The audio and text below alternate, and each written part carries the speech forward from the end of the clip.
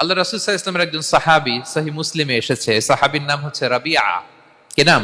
ওনার নাম হচ্ছে রাবিআ ইবনু কাব আল আসলামি রাদিয়াল্লাহু তাআলা আনহু। উনি বলেন, কুনতু আবিতু ইনদা রাসূলিল্লাহ। একবার আমি রাত্রিবেলা রাসূল সাল্লাল্লাহু আলাইহি ওয়াসাল্লামের সাথে ছিলাম, কোন এক কারণে রাসূলের সাথে রাত কাটিয়েছি। তো রাসূল সাল্লাল্লাহু আলাইহি ওয়াসাল্লাম যেহেতু তাহাজ্জুদের সালাত পড়েন, তো তিনি বলেন, আমি মাঝরাতে উঠে একটা গামলা দিয়ে, পাত্র দিয়ে অজুর পানি নিয়ে আসছি বিশ্বনবীর জন্য, এনে দিলাম।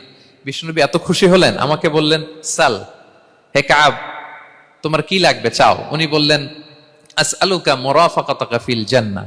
উনি বললেন, ইয়া রাসূলুল্লাহ, আপনি যদি কিছু চাইতেই বলেন তাহলে আমি জান্নাতে আপনার সাথে থাকতে চাই। দেখেন কিভাবে ওনারা সুযোগ কাজে লাগাতেন। অজুর পানি নিয়ে আসছে, বিষ্ণুবী খুশি হয়ে গেলেন, বলেন, তুমি কি চাও? বলে, আসআলুকা মুরাফাকাতাকা ফিল জান্নাহ। বড়টাই চাইছে, ছোটখাটো জিনিস চাই নাই। নবী, হে, আমি জান্নাতে আপনার সাথী হতে চাই। বিষ্ণু বললেন, আওয়া গায়রা যালিক, আর কিছু চাও, অন্য কিছু লাগবে? বলতেছে, না, উরিদু যাক, শুধু এইটাই চাই। তখন বিষ্ণু সাল্লাল্লাহু আলাইহি ওয়াসাল্লাম বললেন, আইন্নি আলা নাফসিকা বিকাসরাতি সুজুদ। এই মর্তবা যদি তুমি চাও তাহলে বেশি বেশি সেজদায় লুটিয়ে থাকো। আলাইকা বিকাসরাতি সুজুদ, বেশি বেশি সেজদা দিও। যদি সেজদায় পড়ে থাকতে পারো তাহলে জান্নাতে আমার সাথী হতে পারবা। আল্লাহু আকবার।